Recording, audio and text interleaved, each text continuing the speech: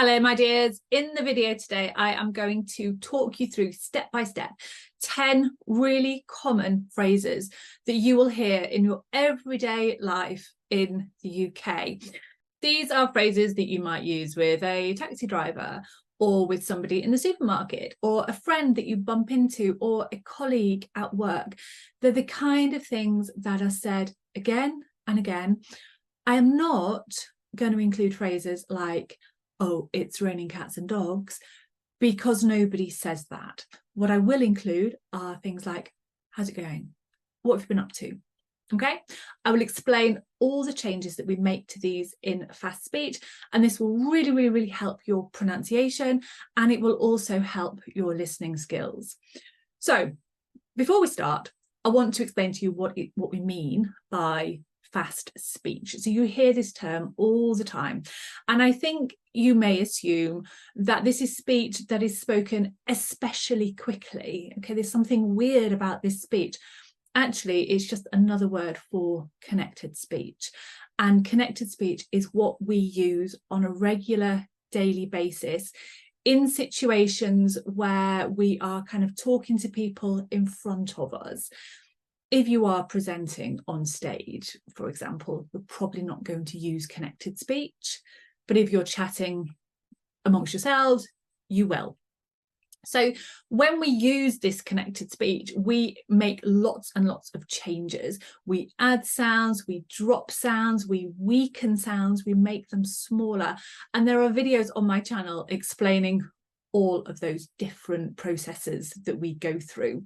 So I'm going to give you 10 phrases, as I said, and I'm going to talk you through them. So the first of these is, how are you doing? How are you doing? How you doing? How you doing? Okay, so how are you becomes hiya, hiya, hiya. Okay, how you doing? How you doing? How you doing?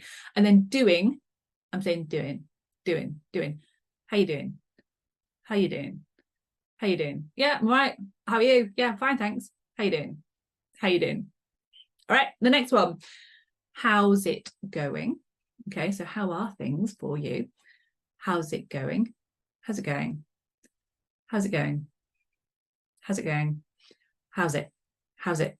How's it? Okay, not how is it? How's it? How's it? All right, number 3. What have you been up to this week? What have you been up to this week? What have you been up to this week? What have you been up to?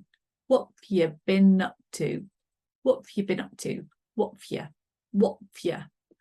have you becomes what have you? What have you been up to this week? What have you been up to this week? As in, what have you been doing this week? What have you been up to this week? All right, next one. I couldn't believe it.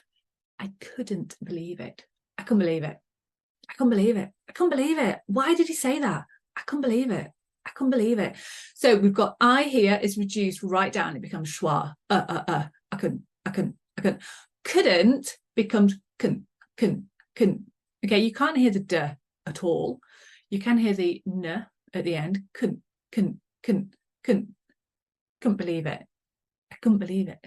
I couldn't believe it. It was awful. It was just ridiculous. I couldn't believe it. Next one. Are you all right? You're right. You're right. You're right. You're right. So are you becomes yeah. So R is gone. It's been dropped completely. You're right. You're right. And the yeah is linking into or you're right. You're right. You're right. You're right. Next one. There you go. There you go. There you go. There you go.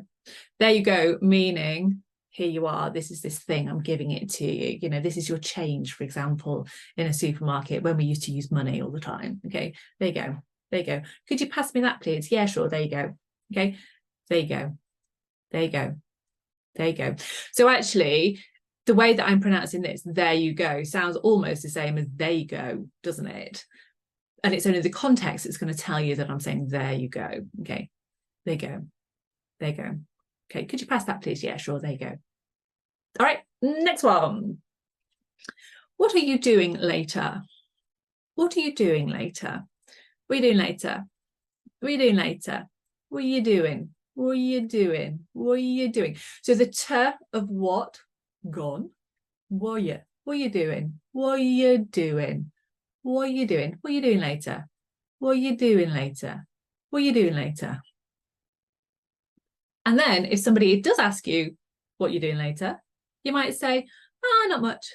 Ah, not much. Not much. Not much. Not much. So I'm not saying not much. Not much. Not much. The t at the end of not has gone. Not much. Not much. What are you doing later? Not much. Next one. Have you told him? Have you told him? Okay. If you told him. If you told him. If you told him. So have you becomes fia. Fia. Fia. If you told him. If you told him. If you told him. If you told him. And notice as well that for him, the H has also been dropped there as well. If you told him. If you told him. If you told him. No, I haven't summoned up the courage yet. Oh, have you told him? If you told him. If you told him. All right, next one. Have you got any plans for the weekend? You got any plans for the weekend? You got any plans for the weekend? Yeah. If you got any? If you got any? If you got any plans for the weekend? If you got any plans for the weekend? All right. So as you can see, when we are pronouncing these words, when we're saying these phrases, and these are really common phrases, there's lots and lots of reduction going on. There are words that are being missed out. There are words that are being reduced, shrunk down to a single sound. There are several strings of words that are reduced just down to one or two sounds. And you need to be able to understand this if you're going to be able to confidently communicate with native speakers in real life situations, and it will really help your overall fluency if you're able to produce these as well. So make sure that you save this video somewhere so you can come back to this again and you can practice these terms. Thank you very much for watching, and I'll see you in the next one.